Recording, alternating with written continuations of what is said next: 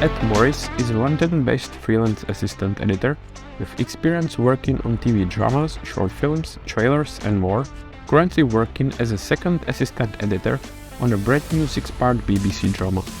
Ed discovered his passion for editing at college while working on a group project in his very first editing experience. His interest remained, and he's been developing his editing skills since then when studying film at university and getting proficient in different editing software. The global pandemic hit just when Ed was about to graduate, but he still managed to land a job in a startup where he was responsible for various aspects of production. After that, he worked shortly in a post-production house as a runner until he found his current job where he sees himself developing further. Listen to this episode to hear a detailed introduction to editing, find out what celebrity used to join Ed and his colleagues for lunch, and get inspired by Ed's opportunity to travel around the world in his very first job. Enjoy! Hello Ed, thank you for joining us today and welcome to the show. Good to be on, thanks for having me. Can you please, for the beginning, try to introduce yourself? Yeah, so name's Ed, living in London, from London, currently working as assistant editor in film and TV. That's the career I want to go down. Been doing it for 6 months in film and TV, and yeah, looking to hopefully continue going forward. Are you working on some exciting projects?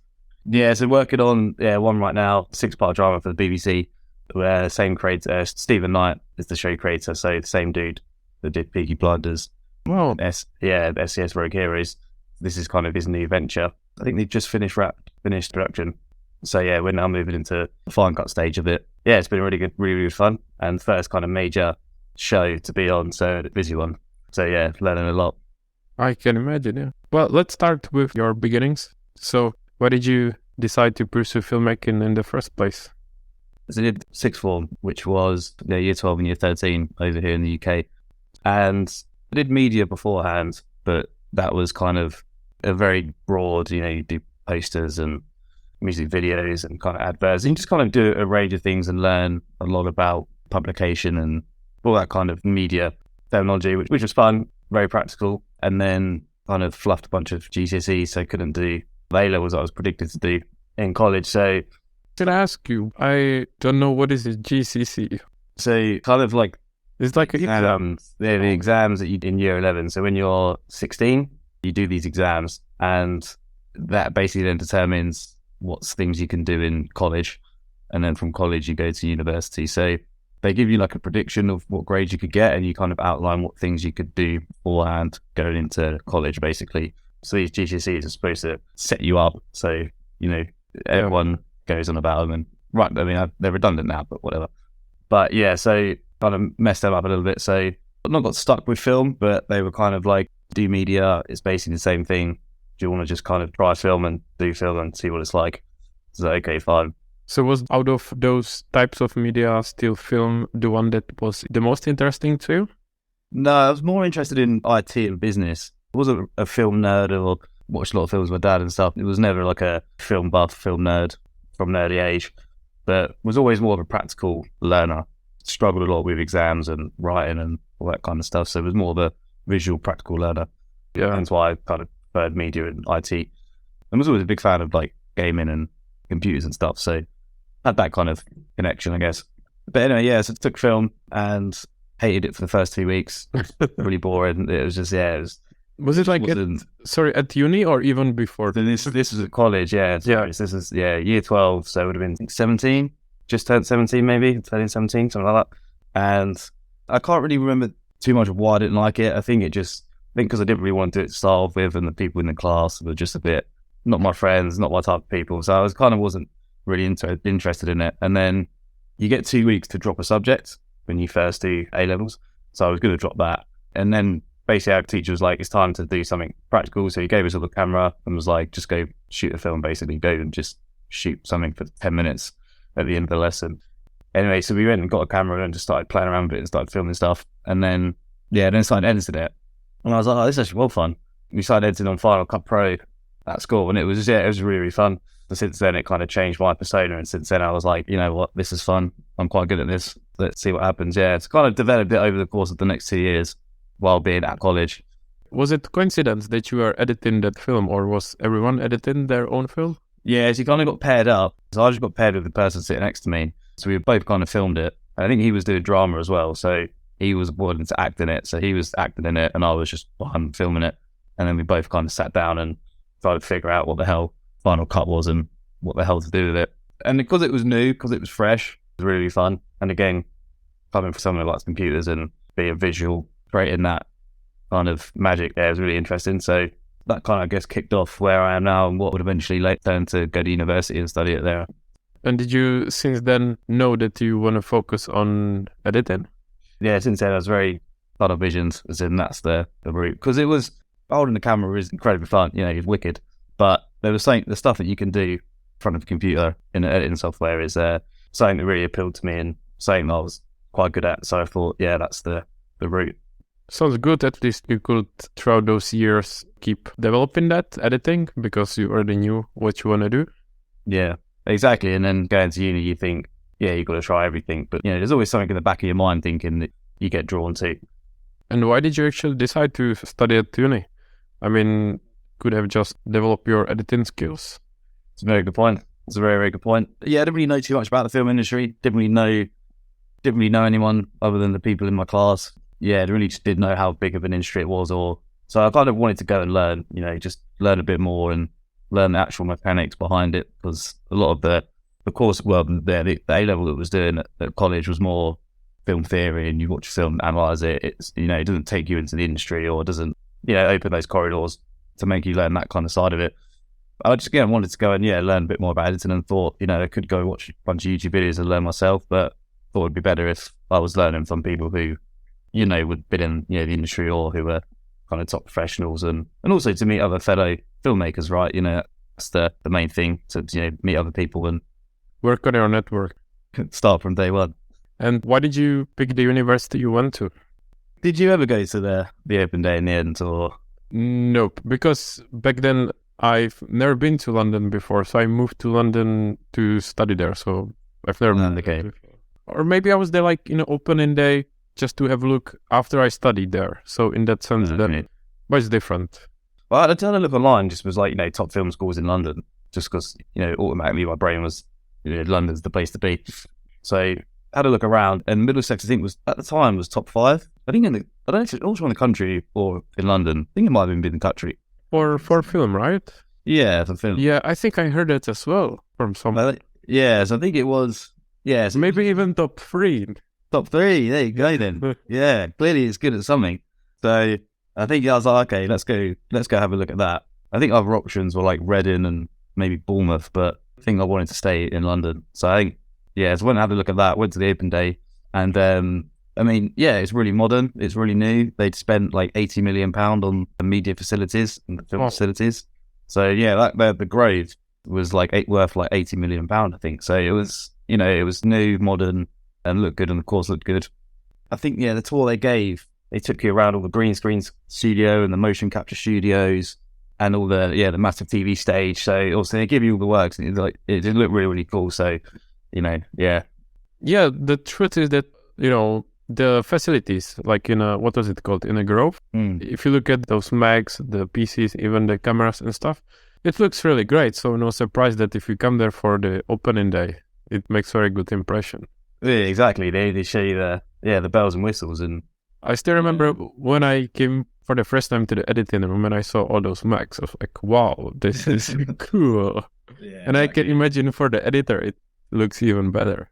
Well, exactly, yes. It was like you're in heaven. And then also, I think I managed to not sneak off, but just wandering around the Grove. You saw the edit suites, the actual singular edit bays that they had in that corridor. I remember looking in. I think it was probably the first time I'd seen an actual edit suite, and I couldn't go in there because they're locked. They weren't giving a tour of that, but it looked wicked. I think that's Yeah, I'm thinking this is where I will be spending most of my time. Yeah, exactly. Think spend my time in here then. And that'll be worth it. Can you think of some ideas or advice for someone who wants to go to uni or who is at uni? So what to do to, take advantage of that, or some tips? Yeah, I guess it depends on what you want to get out of it. If you want to go to, if you want to go and study film and really crack on and do well and make the most of it, then, you have got to just make the most of it and do everything you can, and be as involved and as active as possible, and always be about and make sure you're there on time and make sure you're messaging everyone, and don't be a ghost, don't be a stranger, because it does come around to bite you. You're there for 3 years, and if you're doing that to start with, people are going to remember that, and you really got to kind of these people you're going to be working with, you could be working with them for the next 10 years. You finish uni and these people could be looking to get you jobs, or you could be wanting to work with them as soon as you finish because you've got a good relationship. And you really got to make sure that you're always on it, and always focused. But I didn't say you kind of, you can't relax in chill time, because you can equally do that. You're for 3 years, you're not studying 7 days a week, so you can afford to go to the pub basically. Yeah, enjoy yourself a bit. Yeah, exactly, because you won't get those 3 years ever again. That's what that. I'd love to go back there if I could, but you can't. So. And in the third year, when there was a COVID, what actually was your main work instead of final project, since it couldn't be filmed? So luckily us editors, the university had contract with Edit Stock, which is basically like a short film library. So they, can get the rights for certain films, like only short films, and get the footage and all that kind of stuff. So we still managed to edit a short film, but it was just, we had to pick from a list basically of six short films. Was it like unedited footage and you had to cut it? So it's kind of similar. Imagine, shoot a short film and you've just got all the raw files, all the sound files, camera files, and you've got a script and a storyboard. They kind of give you those assets, and then you create the story and you cut the film from there. It was very similar in that respect. It was quite good. We had a script, we had a storyboard, and then you could go from there basically. How long was it in the end, short film? I think 8 minutes. So I did Overtime, which is basically an Australian horror comedy, and it's really good fun to do actually. And it was quite nice having, it was shot really well, and there was a lot of coverage for everything. And I tried to, unfortunately, there is a actual edited version online, right? So that film. Of that film, the proper thing for it. So it was hard to. The only bad side is I watched it beforehand, so I thought, man, this is really, really good. And then, as I was cutting, it was so easy to go, oh, what did they do there? And trying to go back to it. So I tried to refrain from it as much as possible, but there was a few instances where I was like, I need a bit of inspiration. So going to the source material, it was a little bit of a cop out, but managed to make it my own. But is it like, I understand it's not easy, but it's actually a good idea if they provide a footage of film that is edited online, because then anyone can basically follow it, or would it be too obvious? Well, exactly. I mean, that is I'm not sure if, I guess if that's, if it's written in the script like that, then of course, there is certain beats you've got to hit. But if, you could recut it completely differently, see things in a different perspective. So you could take it a different angle, but I think for the experience I had at the time, I tried to follow it as much as possible. But not, it was different and it looked different. And so what edit was better in the end? They had, they managed to get a color grade on it and stuff, and they got I think their composer was a bit better than mine. So, but probably better paid.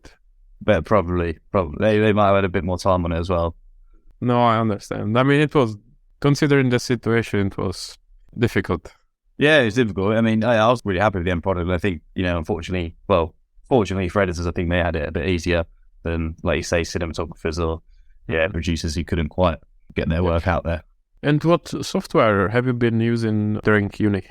So it was all Premiere Pro. And then in the final year, I thought I should learn Avid now because it's about time. But Avid Media Composer is the default. Because, 99% of the time it's the default for film and TV. Yeah, I think I heard that from someone actually, Yeah, in the UK and in America specifically.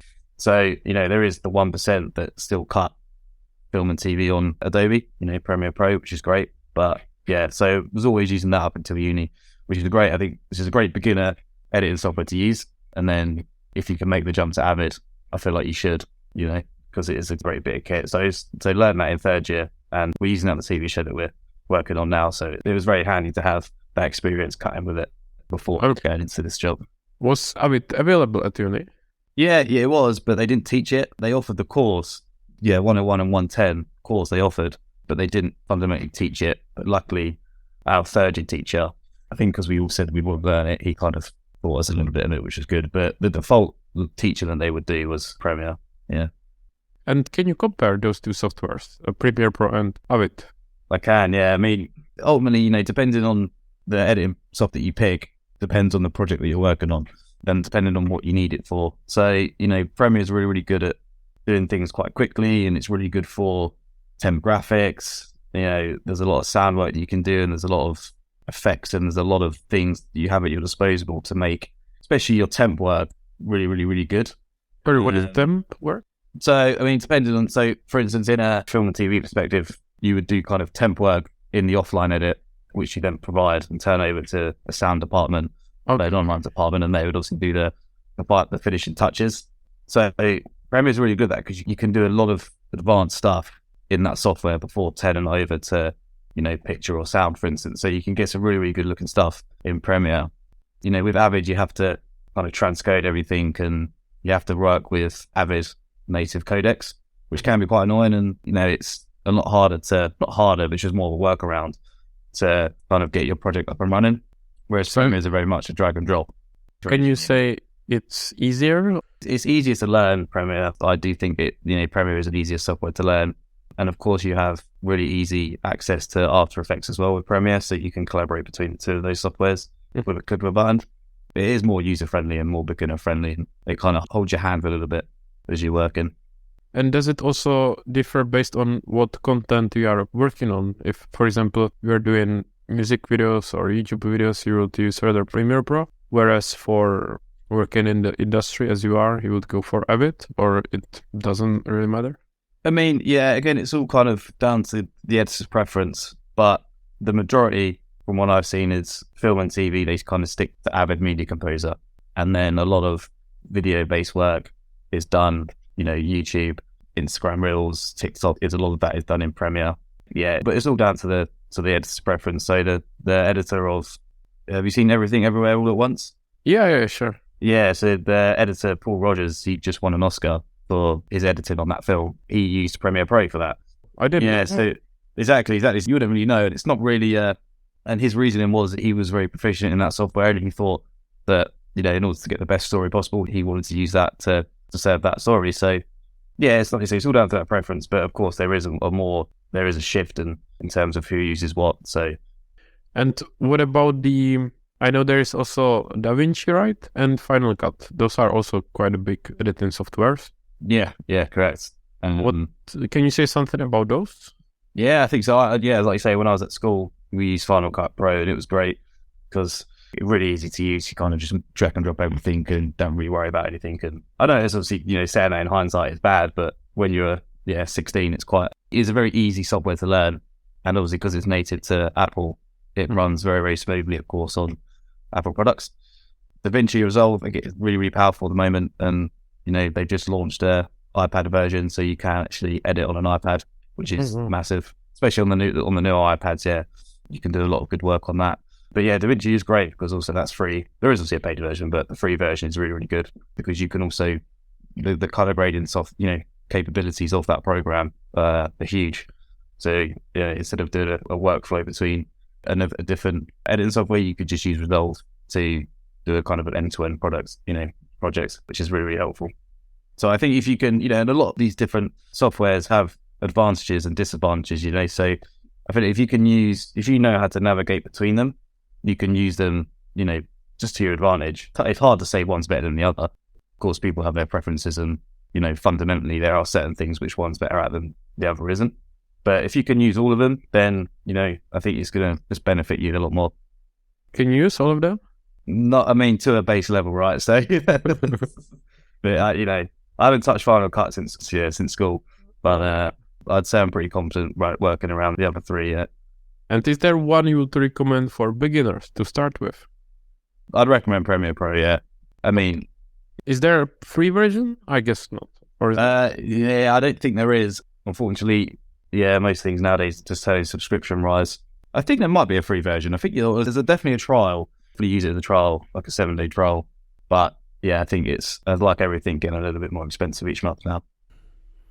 Just a quick one. If you enjoy our podcast, please give us a review on your favorite podcast app, subscribe or share it with your friends. For more information, visit the show notes. Thank you, and back to the show.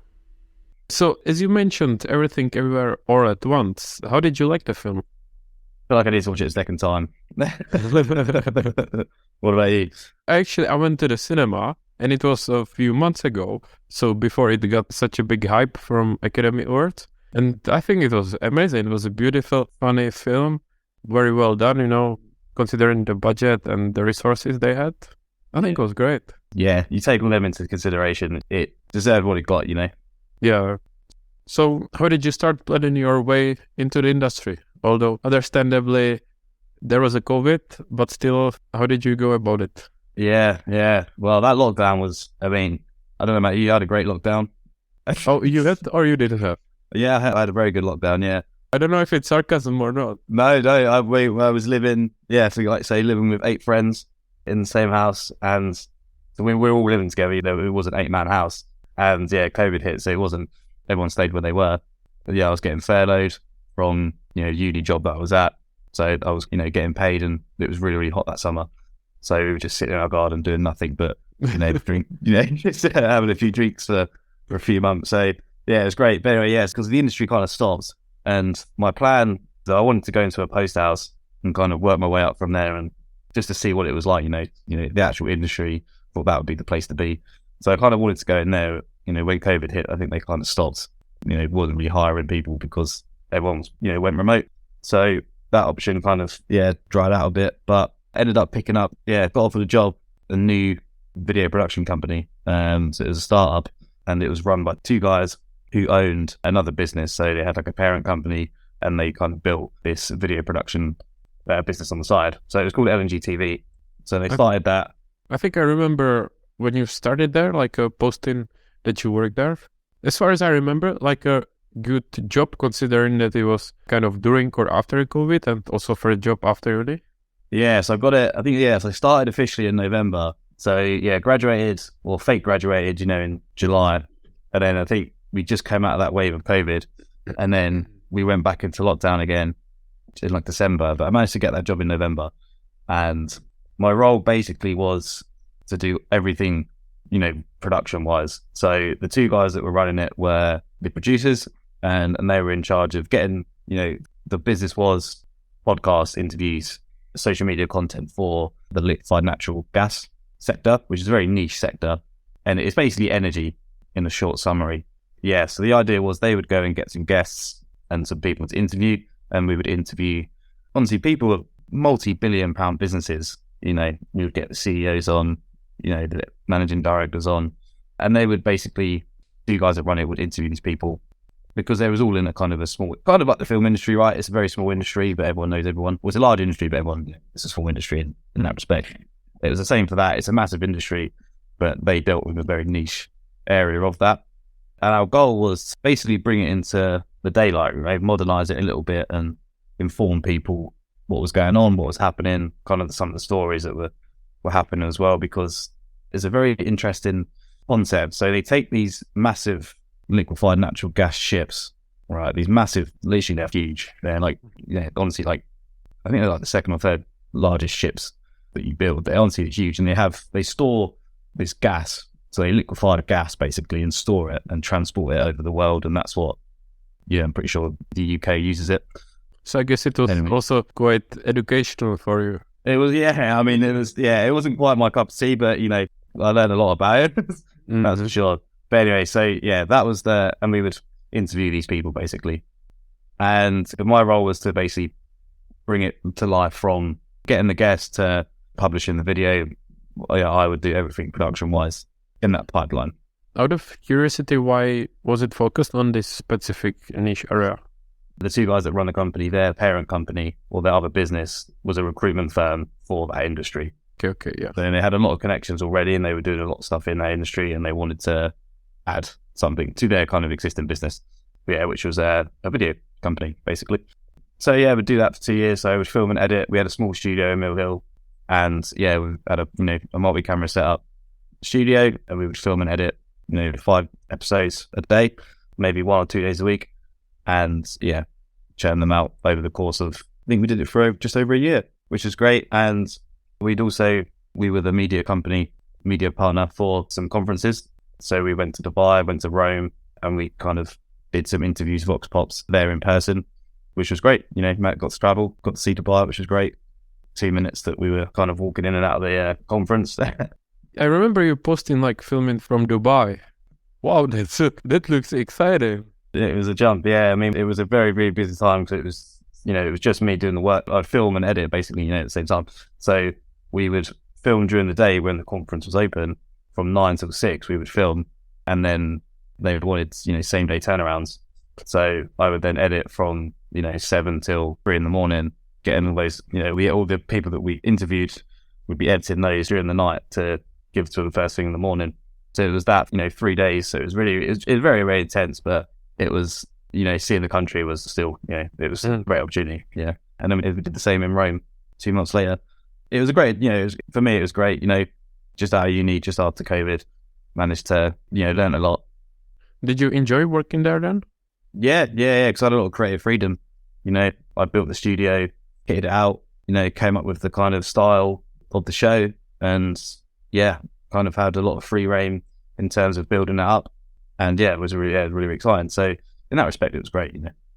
You said they had a studio in Mill Hill, so it wasn't that far away from Hendel, right? Yeah. No, yeah, I think that's why, you know, when his name was Adam, when he rang me up and offered me the job, he was, one of the reasons was, he was like, yeah, we want kind of someone that's local, you know, who's going to, you know, appreciate the space around us and work in kind of this small environment. You know, it wasn't a massive studio, it was quite small, but we did well to make it work, you know. And how did you find and then get the job in the first place as a kind of fresh graduated? Yeah, it's a good point. I had a website and was trying to be as active as possible on LinkedIn, if that helps, you know, I think it does. So was trying to be as active as possible. And anyway, he found my website. He was looking, you know, London, I don't know what he typed in or whatever, but anyway, he stumbled across my website and, you know, had my phone on there, had on my portfolio of work. And he wanted someone who could kind of, film, edit, you know, do sound work, do a bit of camera, you know, kind of do a bit of end-to-end to a project. So that's what he wanted, and that's what I was hired in to do. So yeah, it was from there. He found my website, gave me a call. I think he gave me a call in August, but yeah, it didn't actually start till November. So was the company already established, the startup, or was it starting? The start was, started fresh. You know, I came in November, and I think New Year's Day we launched a promo for it. So yeah, it was very much in the new year we started it, you know, created a logo. Well, they hadn't, so yeah, we created a logo, created, you know, a launch video, a promo, created a new website. And again, kind of similar to obviously what you're doing. We didn't have any guests, so we kind of launched a promo and then backlogged a few guests and then pumped them all out at the same time. But yeah, I think we then actually launched our first podcast in, I think it was March. So yeah, started in November, launched it in January, and then got our first podcast online in March, because there was a lot of kinks we had to work out between then. Yeah. So you could have been quite important whether it succeeds or fails. Well, that was there was no pressure, right? And did a lot of research into podcasting and, you know, shows online, and we were very much a video podcast. So it was coming up with a style and a flavor and which is going to make it stand out, right? You know, one thing, it had to kind of look good because it was such a small, you know, niche topic. To try and expand that out to a wider audience, there needs something to kind of capture the eye, right? So we tried to do as much as possible, and we was always innovating and changing things because we was all new to it, right? You know, when it comes to such a niche area, I feel like, you know, I assume that there weren't any podcasts in that area since it's... Well, there wasn't. Hence why I think that's why we managed to go to Dubai and to Rome, because there was no one there who were willing to get, you know, high quality interviews and content. Basically, there was no content for this industry and all the stuff, you know, these multi-billion-dollar companies, you know, you look at their website and they've just got no content. They've got no presence in terms of, there's no videos on there, you know, anything like that. So yeah, we were kind of that gap in the market which we wanted to fill, and we started doing it organically. So we weren't paying for advertisement, or we weren't paying for marketing. We were all trying to push. The first year we were just kind of, let's just build it and create a foundation and see how it does and see what we need to do in the next year, you know. How did it go? So yeah, the first year I think went quite well. We had launched in January, and then I think by the end of the year I think we had 70 interviews all in all. So yeah, more than one a week, which was good. And yeah, like you say, managing to go to 2 international conferences and capture interviews live was great. So all in all, it was a success. And then unfortunately, as it come to the second year, their main business, their core business, was starting to, boom again after COVID. So a lot of effort went into their business, and I started doing a lot of video content and branded content, promos, that kind of thing for their core business, their recruitment firm. So kind of took a back step from the TV side of it. And then, unfortunately, the TV, the energy TV, which was what I was hired in for, wasn't really picking up because there was only 3 of us, and they were obviously really, really busy doing their own thing. There was a time where, unfortunately, I had to part ways because out of best interest, it kind of just ran its course. But it was good fun, and I hope that they managed to pick it back up. Yeah, I was curious to hear what was kind of the end of it, or if it ended, or what was the... Yeah, I mean, it just kind of fizzled out a bit. They were, the 2 guys working with had great hearts, and they were really, invested in their industry and were really, really good at it, because I think they were juggling their core business and then this kind of startup, which they had as well, was struggling to, it needed investment in it, it needed money into it to make it boom how they wanted it to boom. And they weren't ready to invest that money into it, basically, I think, and invest that time. It kind of needs to be it was a full-time job, and unfortunately that suffered for it. But I also wonder, because I don't know what is the audience of this specific area, but wasn't it kind of risky that there will not be enough of audience, or at least from what I know, it sounds there may not be not that many people. Yeah, I mean, the thing is, it's a niche industry, but people in that industry, there's vast amounts of people in it, so these companies all over the world, that's the thing, it is a global audience. It's just reaching that audience. And I think that's the one thing, the audience was there, we just weren't reaching them. And I think because we were doing it organically, obviously didn't help. But, they were there to be reached. The audience was there to be gained. It was just kind of a matter of time. And a matter of time and a matter of determination and a matter of money, I guess, and you would eventually get there. Yeah, that honestly sounds like definitely good first job after uni. I mean, setting up the studio, and there was a lot of things to think about. And then traveling with, we technically had our studio, made that into a mobile studio to take onto a plane. Doing all that by yourself, it was challenging, and you have to think about a lot of things and work out a lot of things. Yeah, but that's what it's all about, and I was glad to learn a lot of things, and I did. And how did you find editing, as you said, under the pressure that it needs to be done in a few hours?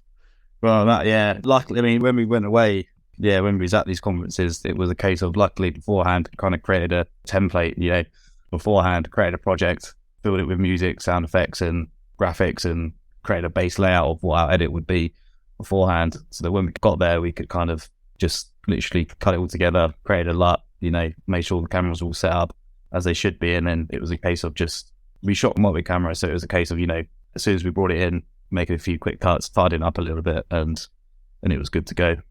And looking at it afterwards, could you notice, or probably not you, but like a regular person, notice that it was done quickly? Or not really? Was it still... I mean, I think because it was... I mean, it did kind of make sure to do as much quality checking as possible, given the time restraints. And I think, there was obviously a few kinks. I think as days went on, I think obviously by the second and third day, there was a lot of things that were a lot better. We obviously had a few sound issues. I think on day one, because where we was, there's a lot of interference, and there was, mics were playing up and all that kind of jazz. And, there's always want to tweak lighting and all that kind of thing. But I think, looking back on it, I think I was happy with the outcome. I think we did 15 interviews. Was it both video and audio, right? Yeah. So it's basically just kind of like we had a host, 2 chairs, host sit on one side, guest sit on the other side, and 3 cameras all rolling at the same time, and then had an audio mixer. So we're doing it all kind of live. And did it go to YouTube or website or where? Yeah, so it was a YouTube audience. Then from that, then when we came back to the UK, we would then create, out of these, they ranged between 5 and 15 minutes, depending on the guests that we had. We would then obviously slice those up and release social media bites and little snapshots, and to use over the course of the next few weeks. Yeah, it was intense, but it's good fun. And there's always, I would do a lot of things differently. I think going back out there, or if I was to be hired again, probably do things a little bit differently. But again, you don't know those things until you've gone away and learn a bit more, and then you come back and all that kind of stuff. But I'm glad I left it in a good place, I think. Oh yeah, that was good. So what was the next job? One of the reasons I did leave was because I wanted to get back into film and TV. You go to uni. Well, I went to uni to be in that industry, to be in the film and TV industry. So yeah, I wanted to get back into it and got an offer from the farm just to start running, was like, I just need to get in there one way or another. So I went in as a runner for the farm. For the farm, it's post-production? Yeah, so it's now called Picture Shop, but it was originally the farm. The farm. Oh, okay. Yeah, it's now called Picture Shop, but I think they're still in quite a big transition period. So I think the farm, people are still recognising it as that at the moment until they kind of get a bit more, eventually dies down. But so anyway, yeah, went and joined that and yeah, had a wicked, I was there for 3 months in the end. Yeah, 3 months running. But yeah, it was over the summer, so August to October. But yeah, it was great fun, learnt a lot, but quickly realised that it was, post houses are great. I think if you want to be an offline editor, you're going to struggle a lot to work your way up the ladder there. So it was a case of, okay, I've learned what I need to learn, navigated a bit of how the industry works now and what roles are which and, who's talking to who and which projects are being worked on in these areas and, what kind of stuff's coming in and out. So I was like, okay, fine, this sounds good. But yeah, my mate actually, messaged me, reached out and said, hey, we're looking for an assistant editor for this new BBC drama. Do you want to have it in your CV? I'll try and get you on it. So yeah, did that, got the job, and now that's where we are now. So left the farm in October and then started this role, shortly after. We're coming back to networking and making good connections at uni, right? Yeah, exactly. Yeah. He was from uni. He was the year above. Yeah, reached out and he was like, yeah, I'll give you an opportunity if you. And how did you get the job in that picture house? Yeah, just CVs. I think I just kept hailing them my CV, and eventually they got back and was like, yeah, do you want an interview? So we did a group interview and then a one-to-one interview. Yeah, I was really excited to start working there, to be fair, because I'd left my old job with nothing lined up. Just kind of thought I need to get out and do it. So left and then was applying everywhere, and yeah, luckily the farm came back relatively quickly, and yeah, had 2 interviews. Yeah, and then started. And how big is the competition like there to get into such a post-production house? So there's 8 people in my group interview, and I think they had 3 group interviews on that day, and they were hiring 3 people. So, and this was for a runner, so it's very, very demanding, but as soon as you're in, you're in. But how it then did work is over the course of then the next 3 months, I remember some of the people that were in that interview were getting called back because people come and go in post-production houses all the time. People are always joining and leaving, and other people are leaving and get promoted. So they're always kind of recruiting and always hiring. So over the next 3 months, I kind of recognized some people in those interviews that then started, after me. So if you make a good impression, but maybe if it doesn't happen first time, then I'm sure, they'll keep you on record and remember you for a future date. And what about some tips when it comes to CV or cover letter or application in general? I think you should pay a lot of attention to the place you're applying for, especially in a post-production house. I think because they work on very specific things. So the farm is very much unscripted with the odd scripted thing and the odd documentary, but it's mainly unscripted TV. They do a lot of sound work there as well. So if you want to work for the farm or now Picture Shop, if you want to work for Picture Shop on most projects, or you want to get into being a post producer, or you want to get into sound, then you should really tailor your CV towards that. You can also make a generic one if you want to just go and get some experience. But I think if you want to go work at those post houses, you should really tailor it to their, to what they're looking for, because they do look for certain things because they were working on different shows and different genres. Yeah. And when it comes to interview, did it meet your expectations for interview, or was it? Yeah, the group interview was this classic group interview. Everyone on Zoom, everyone obviously trying to make an impression. And so it wasn't in person. The group one was over Zoom, and then there was one in person. It's every group interview ever, right? Everyone's trying to, get their voice heard and make an impression, which, and it's unfortunate you can't be yourself as much, because I think, over Zoom and you've got to wait your turn to speak and all this stuff. But the in-person one, just be yourself, be friendly, be bubbly. These people were normal people, right? They're creatives. They're not gonna, they're not in a suit. They're not gonna ask you to come in a suit. All this kind of things. You've got to be just relaxed, chilled, and friendly, and make sure that you can kind of hold a conversation with them, because ultimately I think that's what they're there for. They want you to be able to, be bubbly, be friendly, and keep a conversation going. You want to be able to stand in the same room as this person more than 5 minutes. So I think ultimately you've got to just be a genuine good person. Don't try obviously, but don't overwork yourself to the point where you start to crumble or break down or be something you're not, because you leave and you'll be like, oh, why did I do that? Yeah. These people, they're just normal people. They're just looking for a conversation to have with you, and there was no kind of deeming pressure on it. So I think you should go into it. And can you introduce a bit the role of post-production runner? Like, what are the activities, responsibilities? You are just there to service any clients that you've got in your building. So at the farm, we had 4 buildings. I was situated in the Newman building, which is the kind of the flagship. There's 6 stories. So it's kind of just to service the clients that you've got in those buildings. So being on call to take requests, keeping everything tidy, clean, restocked, carrying out any orders that they want. You're obviously not there to service the editors or the producers that are there. You're there to service the post-production house, if that makes sense. So where if you're working on the production itself, then you're there to service the crew or, the production, but we're here to service kind of the client service team and to make sure that the building is operating as should be, So you need to represent the company. You're representing the company, yeah.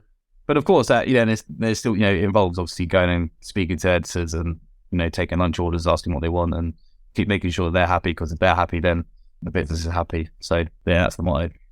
And where is the office in London? Out of curiosity. So it's down Newman Street, so just off Tottenham Court Road.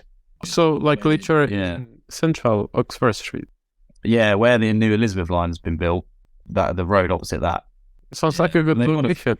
Yeah, they've got a few. So they got that one there, Newman Street, and then I got moved to Uncle, which is down Livonia Street, which is again just Oxford Street, but the other side. If that makes sense.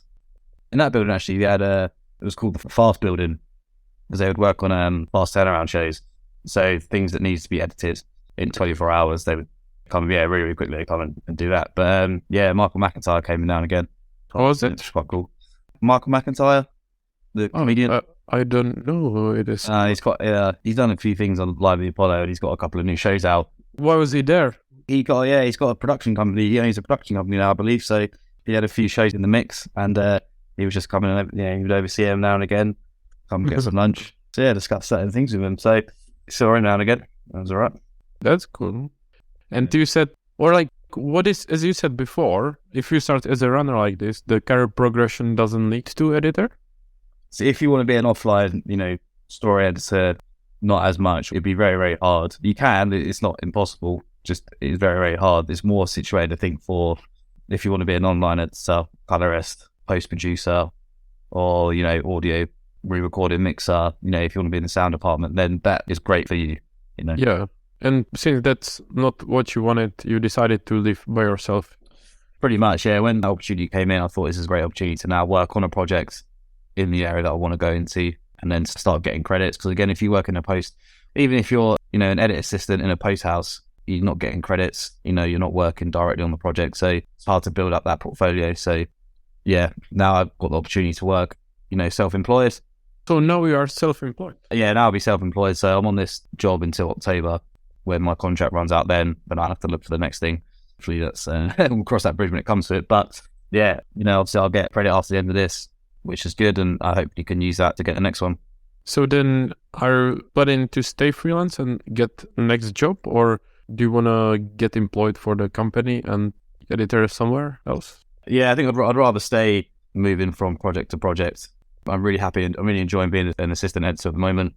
And, I'd like to do that for a little bit longer and, maybe start assembling some things later on down the line. But yeah, kind of would like to really crack this, assistant role and get a lot of technical skills under my belt before kind of I make the jump. But that is also the end goal. But yeah, I think I'm project to project based.